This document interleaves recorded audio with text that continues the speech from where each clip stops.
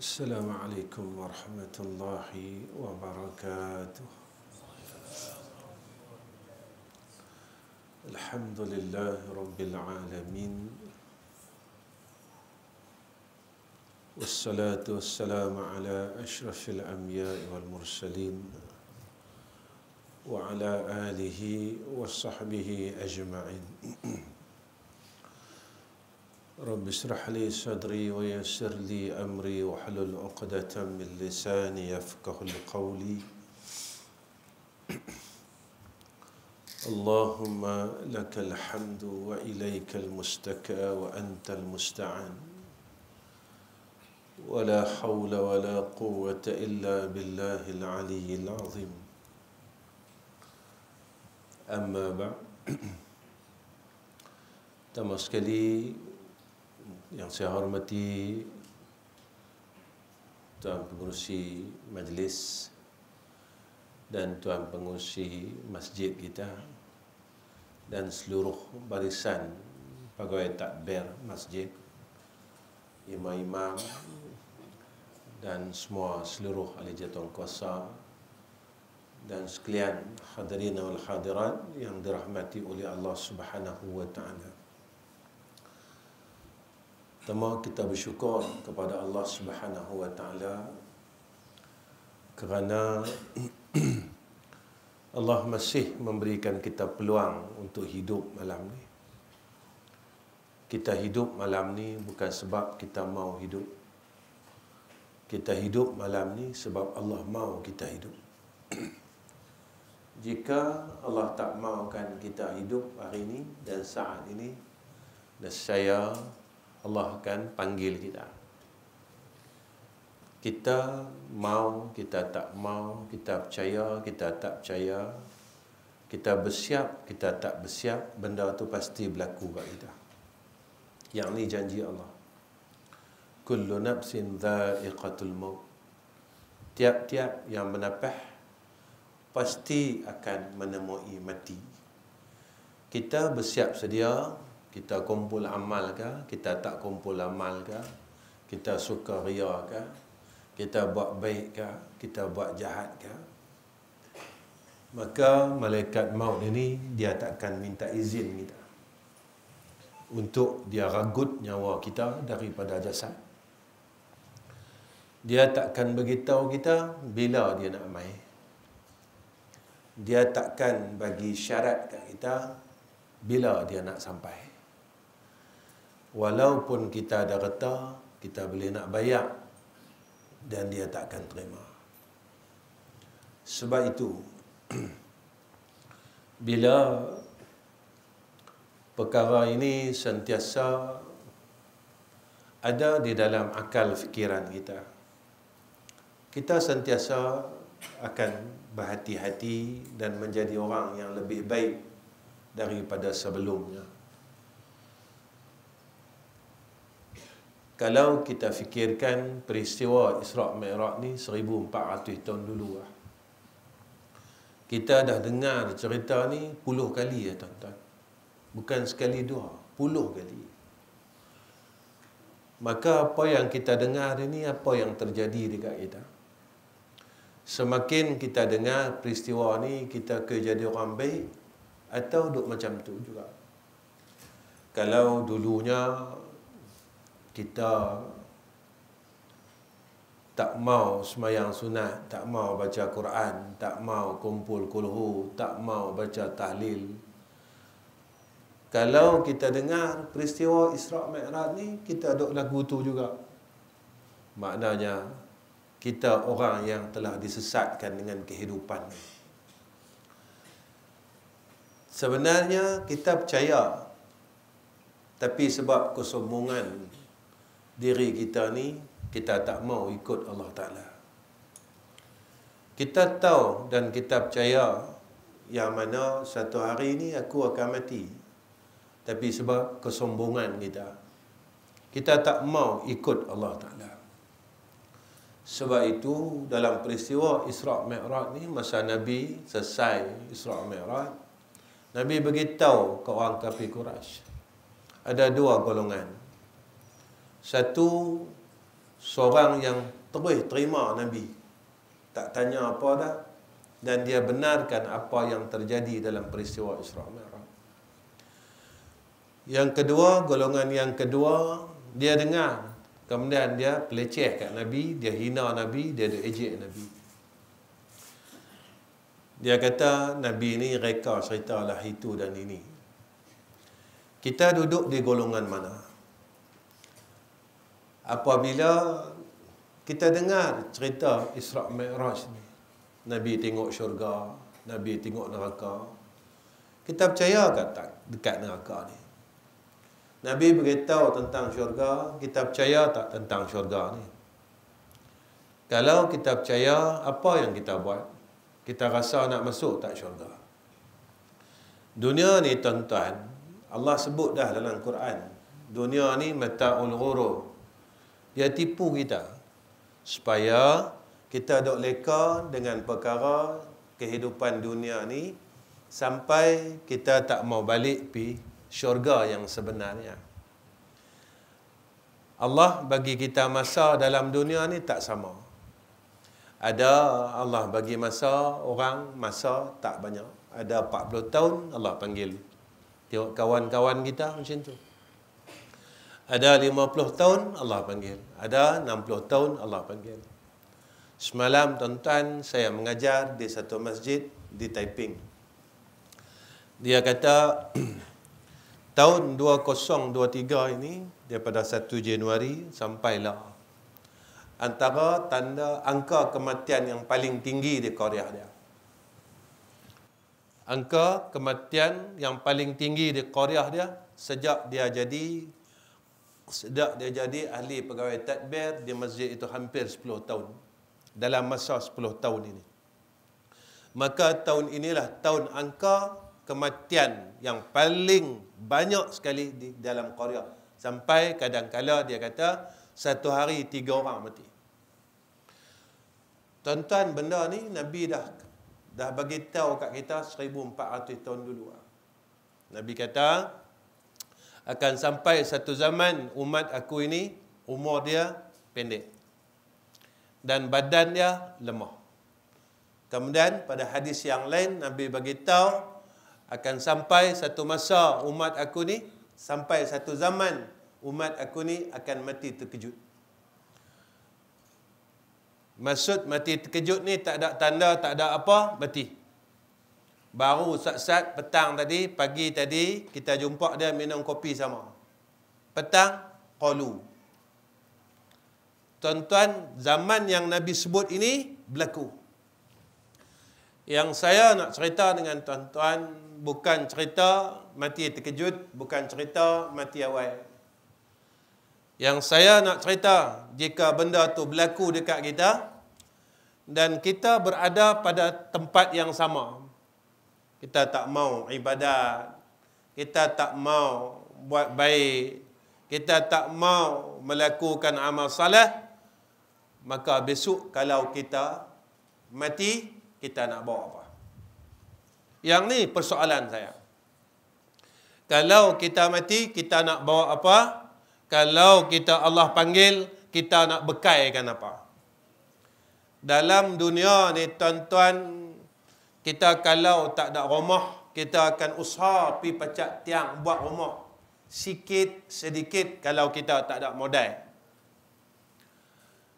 Kalau kita tak ada modal, kita akan buat pacak tiang, kemudian kita pasang batu bata, kita pasang yang tu sikit, maka siap rumah kita. Bila siap orang tanya, berapa lama hang buat rumah? Kita kata, modal tak ada, dalam 10 tahun baru siap. Yang tu dunia. Orang tanya, kenapa hang buat rumah?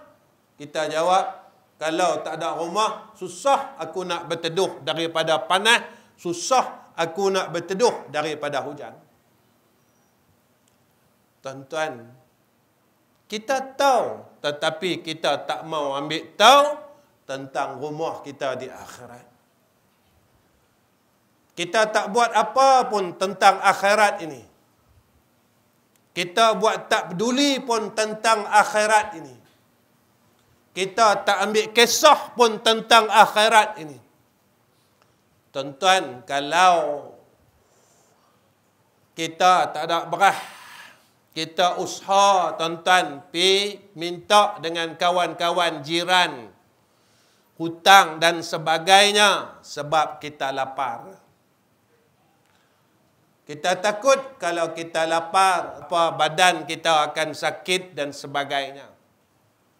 Pernah tak kita berfikir di dalam fikiran kita, roh aku ni lama dah sakit.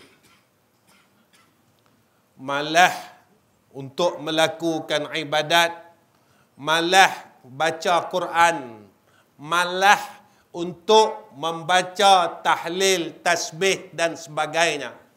Saya tanya diri saya dan tuan-tuan tanya diri tuan-tuan, bilakah hari terakhir kita memegang Al-Quran dan baca Al-Quran? Bila hari terakhir? Tuan-tuan, kita nak jawab apa besok dalam kubur bila malaikat tanya kita, siapa ikutan kamu? Berapa lama tah kita telah meninggalkan Al-Quran yang menjadi salah satu persoalan di dalam kubur kita? Apa lama lah kita tak pegang Quran, tengok pun tak, pegang pun tak, jangan kata baca. Tapi kita kata kita orang Islam, tuan-tuan. Kita kata kita ni adalah orang Islam, tapi kita tidak mengikut apa yang diperintahkan oleh Allah. Tuan-tuan, peristiwa Isra' Mi'raj, apabila Rasulullah ceritakan kepada Sayyidina Abu Bakar, Sayyidina Abu Bakar kata, kamu benar ya Muhammad, tak ada satu pun yang tak betul. Tapi bila Abu Jahal dengar cerita tu, Abu Jahal peleceh Nabi. Macam kita juga, tuan-tuan. Apa, semayang sunat apa, tak semayang sunat pun boleh masuk syurga. Tuan-tuan, kalau tekan ibadat kita, agak-agak kita boleh masuk syurga. Saya nak ulang itu. Syurga mana yang akan kita masuk? Syurga orang yang malas untuk buat ibadat. Syurga mana, pintu mana yang akan kita lalui? Pintu orang yang malas untuk berbuat ibadat kepada Allah. Hanya hidupnya makan, minum, tidur, bersukaria dan tidak melakukan apa-apa ibadat kepada Allah Subhanahu wa ta'ala. Bila tak cukup duit, dia tadah tangan kepada Allah. Bila dia nak sihat, dia tadah tangan dengan Allah. Bila dia nak tu, dia nak ni, dia nak apa, dia akan minta dengan Allah. Tapi dia malas untuk sujud kepada Allah Subhanahu wa ta'ala. Tuan-tuan pernah dengar cerita Iblis? Iblis ini sekali saja dia tinggalkan sujud, lalu Allah halau dia daripada syurga. Saya tanya diri saya dan tuan-tuan tanya diri tuan-tuan, dalam hidup kita, berapa kalikah kita telah meninggalkan sujud kepada Allah? Iblis sekali saja. Semua orang tahu, saya tahu dan tuan-tuan tahu, ketika mana ia meninggalkan sujud, iaitu ketika Allah perintahkan supaya ia sujud kepada Nabi Allah Adam AS. Lalu sebab kesombongan dia kata, aku ni orang baik, kawan aku orang baik, aku lama dah duduk di dalam syurga. Lalu apa tindakan iblis? Aba wastakbara wa kana minal kafirin. Dia ingkar dengan Allah. Seluruh malaikat sujud kepada Nabi Adam atas perintah Allah, tapi iblis dia tak mau. Dia kata aku lebih baik daripada Adam. Sekali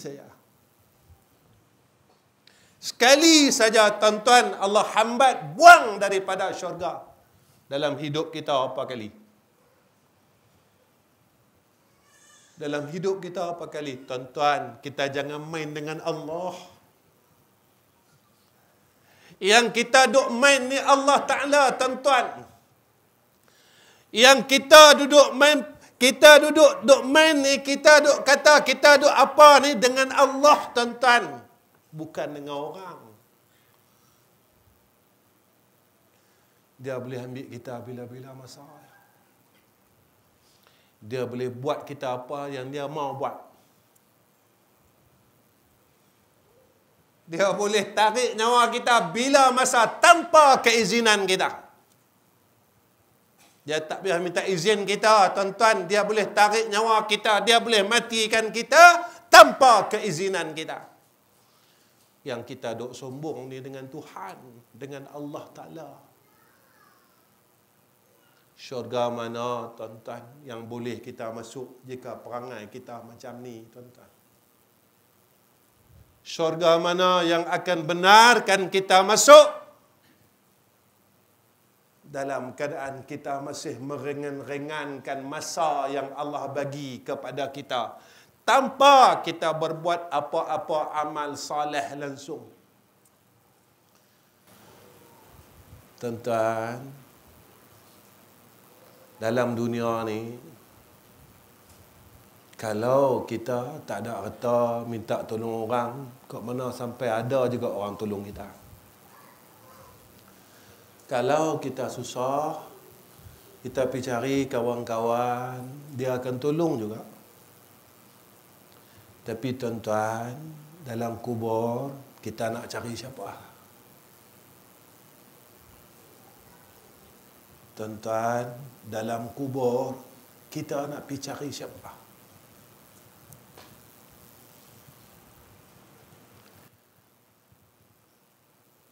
Sebab itu, Sayyidina Abu Bakar satu hari dia lalu di perkuburan orang Islam.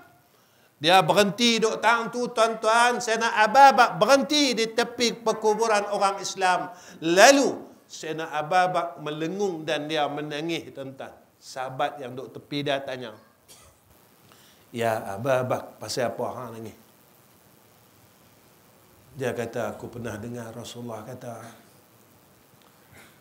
tempat ini adalah tempat yang susah," Nabi kata.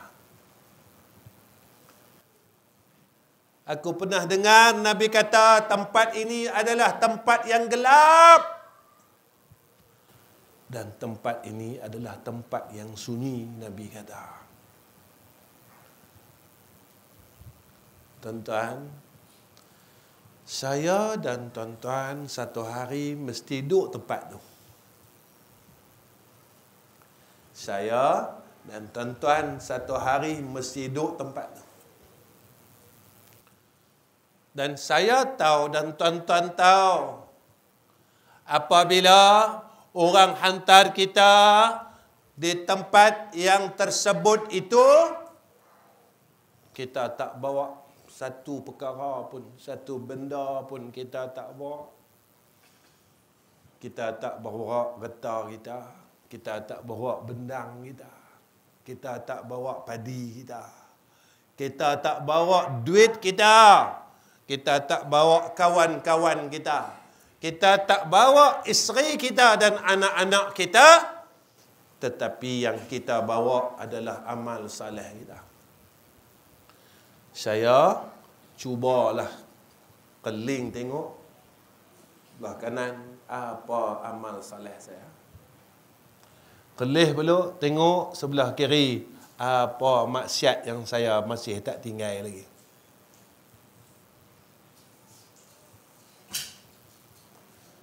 Pada ketika itu, jika kita ni orang pergi hantar di kubur, pasal apa Ustaz Isra' Mi'raj, Ustaz cerita di kubur. Saya dan tuan-tuan tak pernah tengok pun Isra' Mi'raj ni.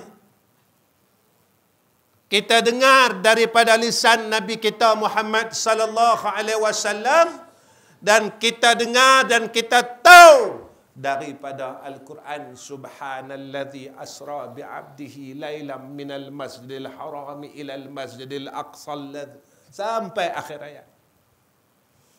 Allazi barakna haulahu linuriyahu, sampai akhir ayat. Tuan-tuan, saya pun saya tak mati lagi, saya tak pergi kubur lagi. Cerita yang Nabi bawa tentang Isra' Mi'raj itu adalah cerita akhirat, cerita neraka, cerita akhirat, cerita syurga, cerita akhirat. Cerita kubur adalah cerita akhirat. Kalau kita masih duduk macam ni juga, tak mau buat apa-apa amal salah, besok dalam liang kita nak buat apa dan kita akan jadi apa. Sebab itu tuan-tuan, saya melihat satu perkataan Sayyidina Abu Bakar As-Siddiq ini, supaya saya dapat jadi panduan dan tuan-tuan dapat jadi panduan. Tuan-tuan, kita mengaji ni bukan nak jadi halwa telinga, lepas pada kita jumpa ni, kita balik, lepas tu tak jadi apa. Kita tak mau tuan-tuan benda ni terus berlaku dalam hidup kita. Kita duduk mengaji, lepas tu kita balik, tak ada apa kat kita. Kita tak jadi semakin baik. Kalau dulu pun kita tak mau semayang sunat maghrib, lepas semayang sunat maghrib, kita duduk saja, kita duduk senang lenang. Tuan-tuan, masa yang Allah bagi kat kita ni, Allah bagi tuan-tuan, bukan kita mau. Kita bukan tentukan umur kita, yang tentukan umur kita adalah Allah. Saya tak boleh patah balik dan tuan-tuan juga tak boleh patah balik. Tuan-tuan, saya ada masa silam saya dan tuan-tuan ada masa silam tuan-tuan.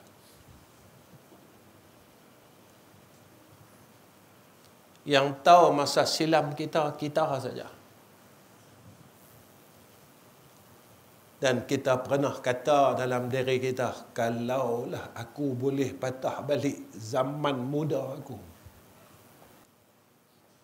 nescaya aku tak mau buat apa yang telah aku buat pada zaman silam aku. Alangkah ruginya aku kerana masa umurku yang muda dulu aku telah menderhakai Allah Subhanahu wa ta'ala. Tapi masa tu kita tak boleh patah balik tuan-tuan. Masa itu kita tak boleh ambil balik. Masa itu telah berlalu untuk kita, peruntukan itu telah berlalu untuk kita. Maka yang kita akan hadap adalah saat sekarang yang Allah berikan kepada kita. Tapi kalau masa yang lah ni pun kita duk buang juga, besok kita nak duduk di mana? Kalau masa yang Allah bagi dekat kita ni, kita duk buang macam tu juga, besok kita nak pi mana? Tuan-tuan, orang yang besok dia tak ada apa-apa, tapi dia masih duk buat jahat, dia tak ada amal saleh, dia tak mau sembahyang sunat, dia tak mau baca Quran, dia tak mau selawat, dia tak mau buat amal saleh ni. Besok Allah perintahkan kita, pergilah ke neraka Allah. Masa tu tuan-tuan, saya selalu sebut dalam kuliah saya, tak adakah rasa sedikit ketakutan dalam hati kita yang kita ini akan diazab oleh Allah Subhanahu wa taala. Tak adakah ada rasa sikit dalam hati kita, kalau tak banyak pun tuan-tuan, sikit dalam hati kita. Kita rasa takut dengan Allah, takut dengan ancaman Allah, takut dengan azab Allah. Tuan-tuan, kita rasa kita orang baik kan? Sampai sekarang kita tak berhenti mengumpat orang satu kampung kita. Orang satu masjid, satu parit dengan kita. Satu lorong dengan kita. Tuan-tuan ada jumpa ke Nabi kata orang yang mengumpat ni orang saleh? Tuan-tuan, kalau sampai hari ni kita tak boleh berhenti mengumpat lagi, kita orang gagal, tuan-tuan. Kalau sampai hari ni kita tak boleh berhenti kata orang lagi, kita orang yang gagal. Gagal itu di mana? Gagal untuk kita masuk syurga Allah, tetapi kita berjaya telah mendaftarkan diri kita ke dalam neraka Allah. Na'udzubillahi min zalik. Sebab itu, saya ajak tuan-tuan kita tengok apa kata Sayyidina Abu Bakar. Apa kata Sayyidina Abu Bakar? Az-zulumatu khamsun was-suruju laha khamsun. Gelap ada 5 dan cahaya penerang dia pun ada 5. Kita tak mau tuan-tuan duduk dalam kegelapan. Kita tak mau dalam zulmat ini. Gelap ni susah. Hidup dalam gelap susah.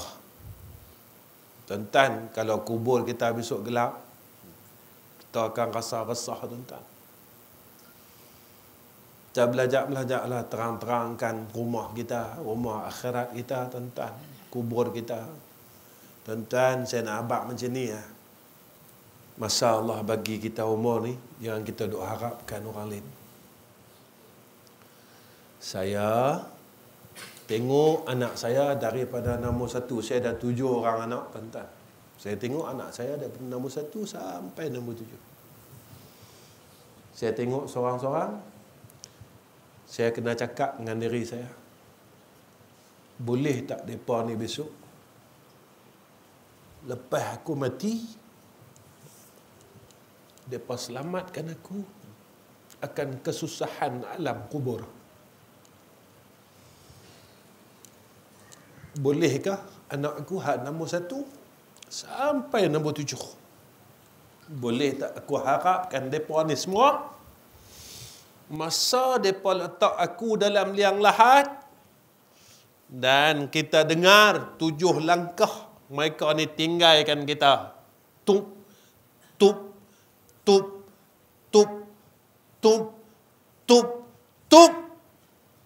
Selesai saja 7 langkah ini mereka tinggalkan kita, mai malaikat yang akan tanya kita soalan-soalan kubur. Daripada sekarang, saya tengok anak saya, tuan-tuan tengok anak tuan-tuan. Kita perhati tengok, boleh tak mereka ni tolong aku besok, ataupun mereka akan tinggalkan kita macam mereka buang kain buruk. Mereka tak pedulikan kita. Setelah kita duduk dalam liang lahat, mereka tak ambil tahu hal kita. Mereka tak mau mereka tak akan bagi Fatihah apa-apa dekat kita. Mereka akan tinggalkan kita seperti mana mereka buang kain buruk yang sudah tidak berguna lagi dalam kehidupan mereka. Kalau tuan-tuan rasa tuan-tuan tak harap, mulai malam ni kita mulalah tuan-tuan.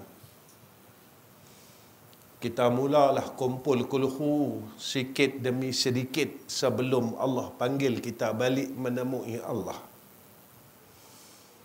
Kita mulalah kumpulkan tasbih sedikit demi sedikit untuk keperluan aku selepas kematianku. Kita mulalah menjadi insan yang lebih baik supaya aku tidak berada di dalam kegelapan. Apa kata Sayyidina Abu Bakar? Sayyidina Abu Bakar kata apa? Hubbud dunya zulmatun wa sirajulaha taqwa. Cinta dunia itu gelap dan penerangnya adalah takwa, kata Sayyidina Abu Bakar. Tuan-tuan, yang duk gelapkan hidup kita ni dunia. Kita bergaduh pasal dunia. Kita putih silaturahim dengan adik-beradik kita pasal dunia, tuan-tuan. Kita buang kakak kita pasal dunia. Kita buang abang kita pasal dunia. Ada seorang mak yang buang anak dia pasal dunia, tuan-tuan. Saya pernah mendapat mesej, tuan-tuan, dari seorang ibu. Dia mesej saya, Ustaz, saya buang anak saya 20 tahun yang dulu disebabkan harta, harta, Ustaz. Selepas 20 tahun yang lepas, ketika dia mau anak dia kembali, tuan-tuan, anak dia tak pedulikan dia. Tuan-tuan, sebab itu Allah bagi tahu dekat kita, wahai orang yang beriman, jangan kamu dicelakakan dengan harta kamu dan anak pinak kamu daripada ingat Allah. Siapa yang berbuat demikian, maka Allah kata mereka dalam golongan orang yang rugi, kata Allah. Tuan-tuan, kita nak main ni malam nisfu Syaban. Apa kata Nabi sallallahu alaihi wasallam pada malam nisfu Syaban? Allah Subhanahu wa taala akan mengampunkan seluruh dosa hamba-hambanya, melainkan yang pertama orang yang musyrik, yang kedua orang yang bermusuh-musuhan di antara mereka. Tuan-tuan, 15 Syakban tak lama dah nak mai. Malam ni saya pesan dengan diri saya, dengan tuan-tuan, setahun sekali Allah berikan peluang ni pada hamba dia. Kalau kita ada bergaduh dengan siapa-siapa, pilah minta maaf. Kalau kita ada bergaduh dengan siapa-siapa, bermusuh dengan siapa-siapa, pergilah meminta maaf dan memberi kemaafan. Kerana apa, tuan-tuan? Kerana peluang ini, anugerah ini daripada Allah Rabbul Izzah. Kerana anugerah ini daripada Allah Rabbul Izzah yang Allah berikan kepada hamba-hambanya pada malam nisfu Syaban. Saya pesan dengan semua orang pada malam ini, terutamanya diri saya, jika ada permusuhan di antara kita, di antara adik-beradik kita, maka sebelum malam nisfu Syaban, maka mintalah kemaafan pada mereka dan berilah kemaafan kepada mereka. Kerana apa, tuan-tuan?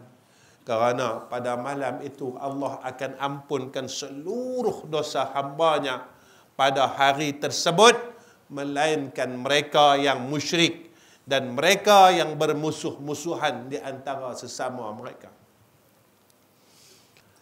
Maka kata Sayyidina Abu Bakar, maka penerang dia adalah ketakwaan kepada Allah.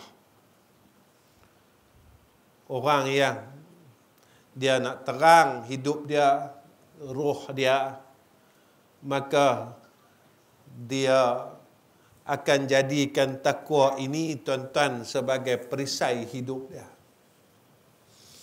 Sebab apa? Sebab nafsu ni, dia dengan dunia, dia ni gu, tuan-tuan. Dia memang kawan baik. Nafsu kita dengan dunia ni kawan baik. Nafsu inilah yang disebutkan oleh ulama sebagai pencuri di dalam rumah. Dia yang akan rosakkan amalan-amalan yang kita buat selama ni. Syaitan duduk di luar, tuan-tuan. Syaitan dia duduk di luar. Kalau rumah, pencuri ni duduk di luar. Kita boleh kunci pintu. Tetapi pencuri yang duduk dalam rumah ini, tuan-tuan, pencuri yang hampir dengan kita. Kita duk ingat pasal apa? Duit ku duk hilang, duit ku duk hilang, duit ku duk hilang. Rupa orang dalam rumah kita duk curi. Sama di sana, tuan-tuan. Di sana besok, mana amalan aku? Allah kata habis dah. Hang duk 4 orang, seluruh amalan hang aku semua aku serahkan kepada orang yang hang kata. Sampai sana, mana semayang aku, mana puasa Rejab aku, mana puasa Ramadan aku, ni nak main Ramadan, mana puasa Ramadan aku? Allah kata tak ada dah. Sebab hang sama-sama satu kampung dengki mendengki. Besok kita tanya, mana dia amalan aku, semayang aku, sedekah aku, mana dia? Allah kata tak ada. Sebab ada perkara yang menghilangkan amal saleh kita. Tuan-tuan, dosa dengan Allah ni mudah minta ampun. Tapi dosa dengan orang ni susah, tuan-tuan. Saya satu hari, saya dah mengajar di satu tempat, tuan-tuan, tapi saya tak mau cerita. Tak mau cerita tempat. Saya kata, tuan-tuan duk tanam sawit ni, tuan-tuan dapat subsidi baja, saya kata. Kalau tuan-tuan, kalau untuk tuan-tuan 3 beg, tapi tuan-tuan boleh sampai 10 beg, tuan-tuan siap sedia masuk neraka.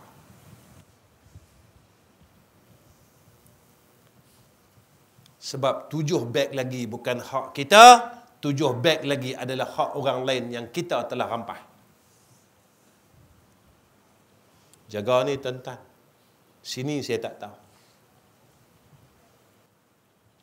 Berapa tahun dosa tu kita dah buat, maka dosa itu dicatat oleh malaikat yang berada di sebelah kiri kita. Kita boleh tipu orang, tuan-tuan, tapi kita tak boleh tipu Allah Subhanahu wa taala.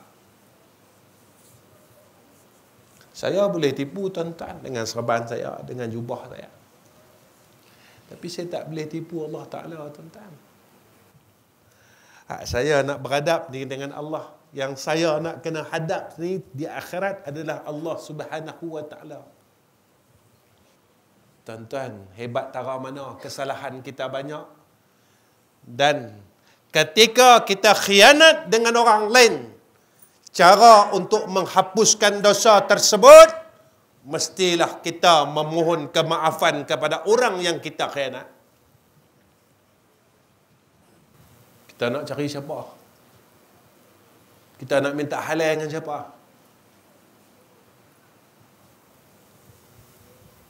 Kalau orang tu hidup lagi tak apa, tuan-tuan. Kalau orang tu mati dah. Tuan-tuan, yang saya bawa cerita ni bukan cerita dalam dunia. Dalam dunia ni, kalau orang tak suka kita di kampung ni, kita boleh pergi lari kampung lain.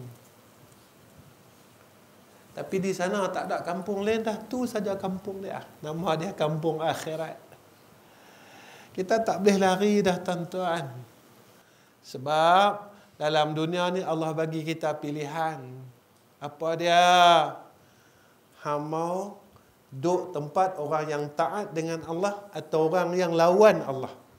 Maka di sana orang yang taat dengan Allah tempat dia syurga. orang yang lawan Allah tempat dia neraka. Tuan-tuan, neraka ni bukan tempat elok. Tak ada satu benda pun elok dalam neraka ni, tuan-tuan. Neraka ni susah sangat. Neraka ni sangat susah. Sampai satu masa, tuan-tuan, ketika Jibril bagi tahu kat Nabi Muhammad, ya Rasulullah, hari ni saat neraka itu dinyalakan, akan nyalaan api yang terlalu dahsyat. Rasulullah termenung, tuan-tuan. Rasulullah tanya, tingkatan ni untuk siapa? Tingkat ni untuk siapa? Tapi ada satu tingkat untuk umat Muhammad sallallahu alaihi wasallam. Tentang apa yang terjadi pada Nabi 1400 tahun yang dulu, bila Nabi dengar daripada Jibril, tingkatan ni untuk umat engkau ya Muhammad. Ada riwayat mengatakan Nabi nangis 3 hari 3 malam. Nabi menangis untuk kita 3 hari 3 malam, tuan-tuan, agar umatnya selamat daripada api neraka Jahannam.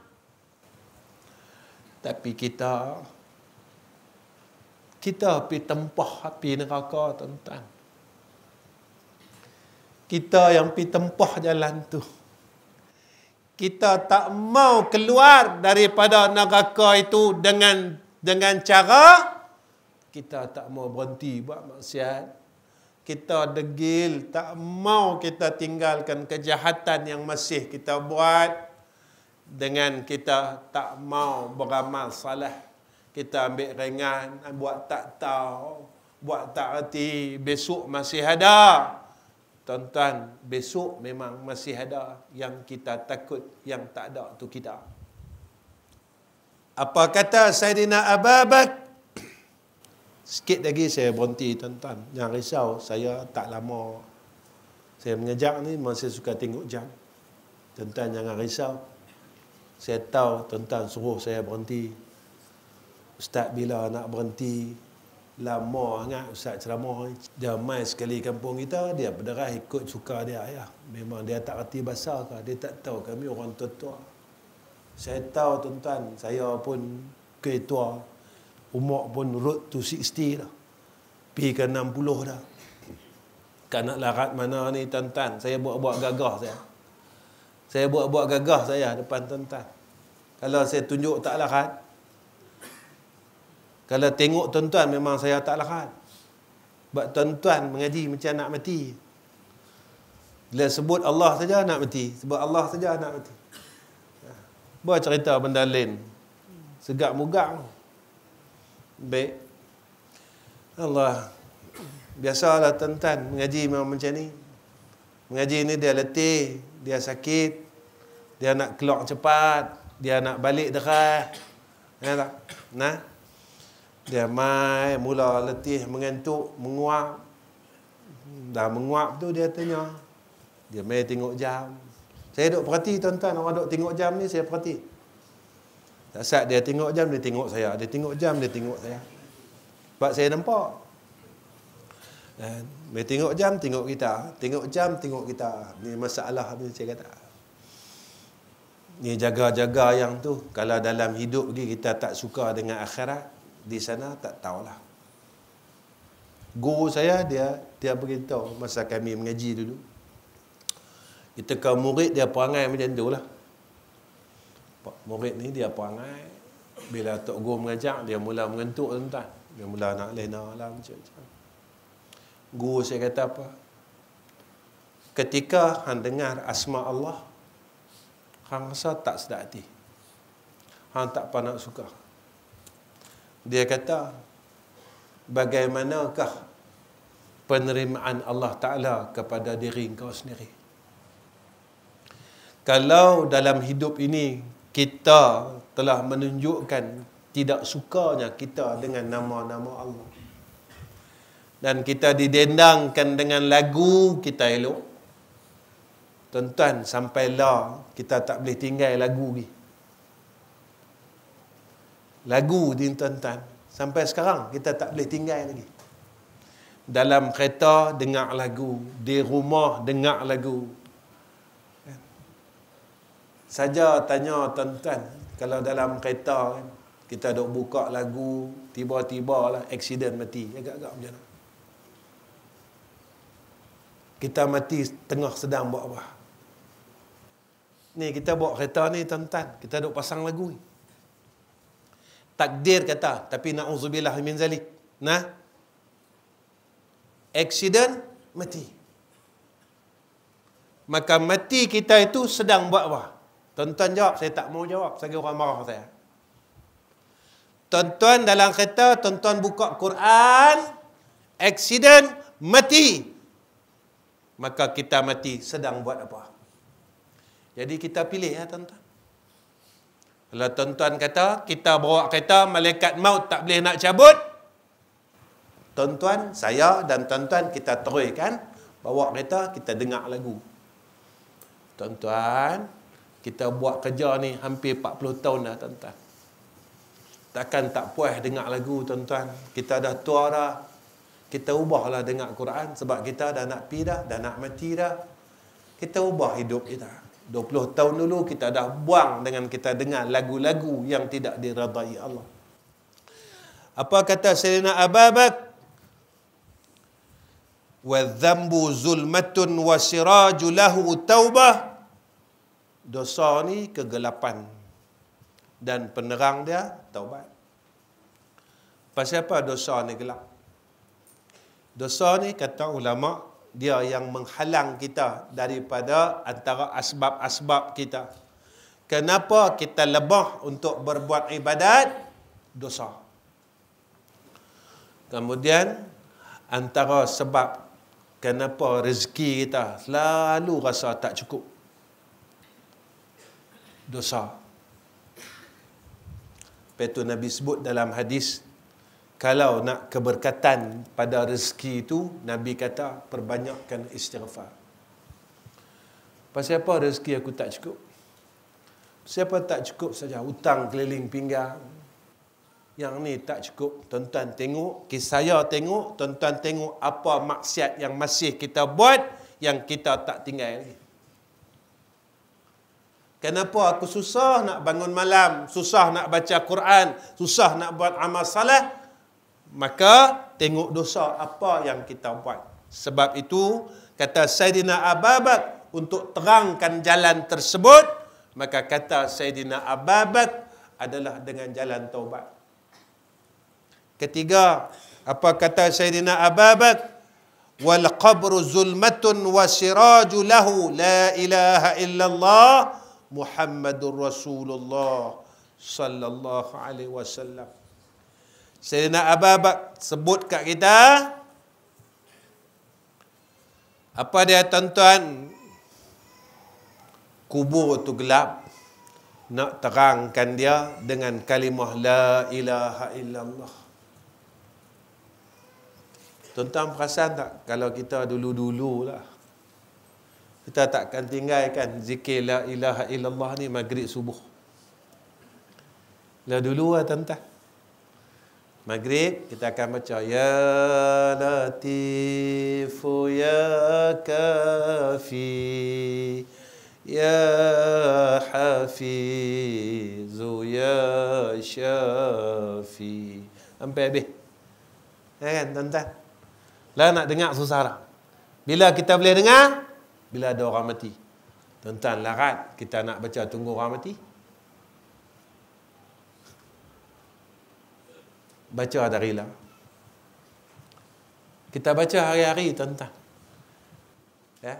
Kalau kita nak terang kubur kita, apa kata Sayyidina Abu Bakar? Jangan tinggalkan la ilaha illallah Muhammadur Rasulullah. Jadi amalan tuan-tuan. Jadi amalan, tiap-tiap lepas semayang kita baca la ilaha illallah Muhammadur Rasulullah. La ilaha illallah Muhammadur Rasulullah. Buat apa ustaz? Mudah-mudahan dengan kita istiqamahkan membaca la ilaha illallah Muhammadur Rasulullah, besok kita nak mati, mulut kita spontan sebut la ilaha illallah Muhammadur Rasulullah. Kita mula dari sekarang. Nah.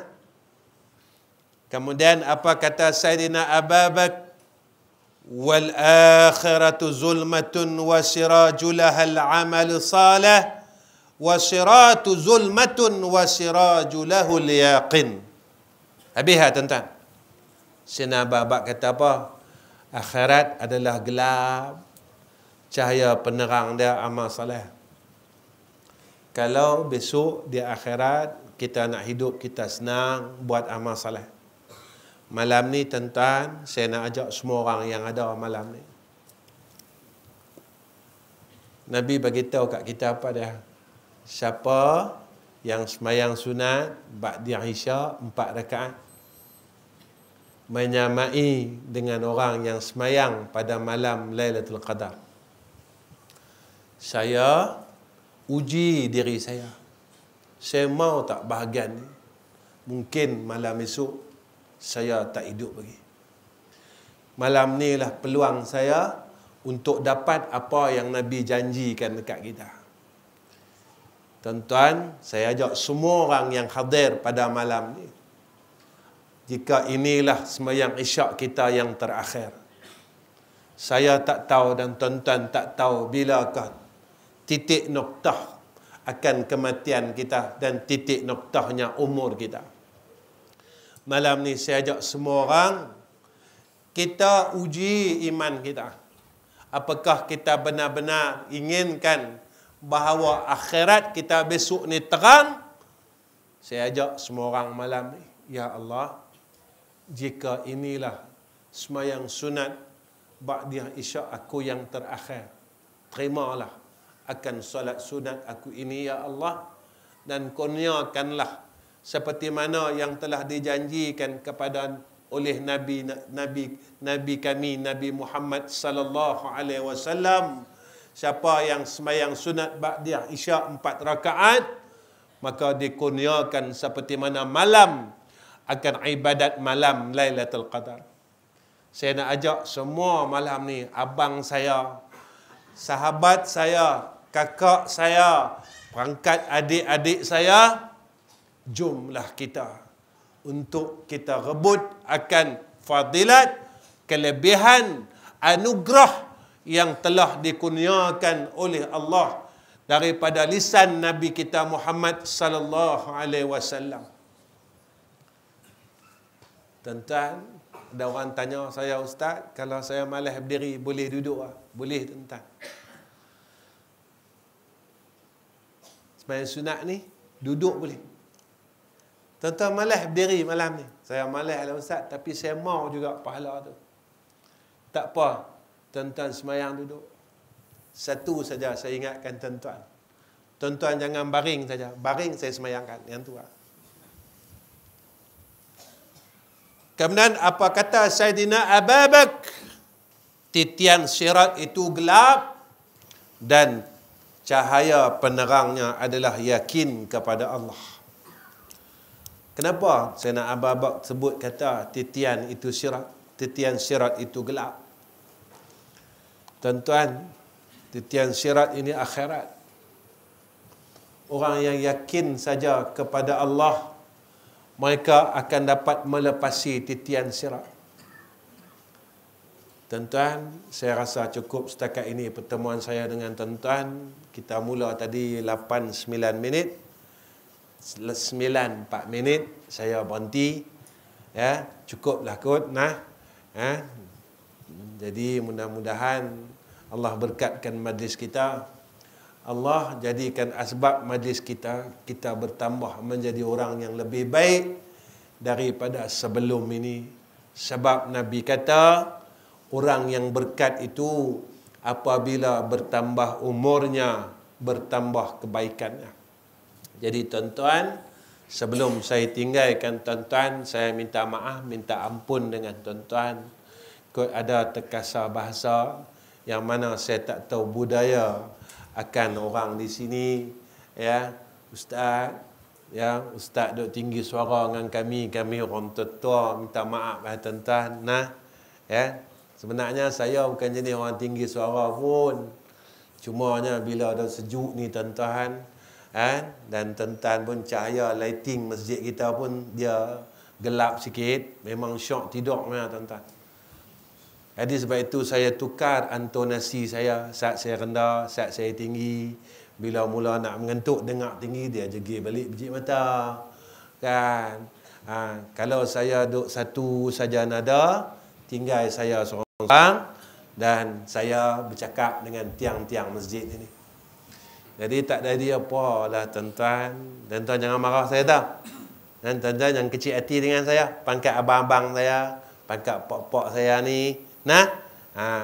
Jadi saya minta maaf banyak-banyak. Kemudian yang terakhir, saya minta tuan-tuan tolong doakan saya.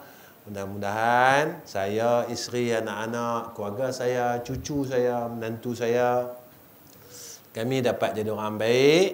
Dan Allah matikan kami dalam husnul khatimah. Saya doakan tuan-tuan, insya-Allah tuan-tuan juga Allah kurniakan benda yang sama. Kemudian yang kedua, saya minta tuan-tuan semua tolong doakan sekolah saya. Saya ada 3 sekolah. Dan saya minta Allah berkatkan madrasah kami. 3 madrasah kami Allah berikan keberkatan. Sebab saya buat madrasah tak serupa orang lain. Orang lain tak tahu, orang mungkinlah mereka lebih baik daripada saya. Cuma saya ni buat cara saya. Saya tak minta apa-apa yuran pun tiap-tiap bulan pada pelajar saya. Walaupun RM1 saya tak pernah minta. Saya tak minta pun. Memang saya buat macam tu daripada dulu. Sekolah saya baru lagi tuan-tuan. Satu berumur 41 tahun dan satu berumur 25 tahun. Dan baru ada saya buka lagi satu sekolah di Pantai Timur atas permintaan sahabat-sahabat di Pantai Timur. Kami baru saja buka sekolah ni baru dalam setahun. Tak buka lagi pun, sedang buat surau. Lepas buat surau ni kami nak buat asrama. Buat ni tuan-tuan tolong doa nah. Tolong doa, ya Allah mudahkanlah urusan dia, ya Allah. Mana tahu besok saya mati, tuan-tuan mati, sekolah ni masih berjalan dan tuan-tuan pernah doa, ya Allah, mudah-mudahan dengan adanya kami pernah doa untuk sekolah ini, ya Allah, mudah-mudahan dia sebahagian menjadi jariah atas kami. Itu saja. Wa akhirul kalam. Wassalamualaikum warahmatullahi wabarakatuh. Bismillahirrahmanirrahim. Alhamdulillahirabbil alamin. Wassalatu wassalamu ala asyrafil anbiya'i wal mursalin wa ala alihi wa sahbihi ajma'in. Ya Allah, ya Rahman, ya Rahim. Kami tadahkan dua tangan kami, ya Arhamar Rahimin. Kami mohon dan kami berharap akan rahmat-Mu, ya Allah. Ya Allah, ya Rahman, ya Rahim. Kami mohon pimpinan-Mu atas kami, ya Arhamar Rahimin. Pimpinlah kami, ya Allah, ke jalan-Mu yang lurus. Pimpinlah isteri dan anak-anak kami, ya Arhamar Rahimin. Ya Allah, berkatkan hidup kami dan keluarga kami, ya Allah. Ya Allah, jadikan kami hamba yang baik pada sisi Engkau, ya Zal Jalali wal Ikram. Ya Allah, jadikan kami hamba yang Engkau sayang dan Engkau kasih, ya Zal Jalali wal Ikram. Ya Allah, kami bukannya tidak mahu untuk berbuat kebaikan, berbuat amal saleh, berbuat ibadah, ya Allah. Tetapi kami tidak kuat, ya Zal Jalali wal Ikram. Bantulah kami, ya Allah. Berilah kami kekuatan, ya Allah, untuk kami buat ibadat, untuk kami buat amal saleh, sehinggalah akhir hayat kami, ya Zal Jalali wal Ikram. Ya Allah, jika Kau matikan kami, ya Arhamar Rahimin, matikan kami ketika kami sedang buat amal salah. Jangan Kau matikan kami ketika kami sedang melakukan kejahatan dan kemaksiatan. Ya Allah, barakahkanlah akan ahli qaryah ini, ya Arhamar Rahimin. Barakahkan ahli qaryah ini, ya Arhamar Rahimin. Rahmatikanlah ahli qaryah ini, ya Arhamar Rahimin. turunkanlah rahmat-Mu, keberkatan-Mu dan kasih sayang-Mu ya Allah pada bumi qaryah ini ya Zal Jalali wal Ikram. Wa sallallahu ala Sayyidina Muhammad wa ala ali Sayyidina Muhammad walhamdulillahi rabbil alamin.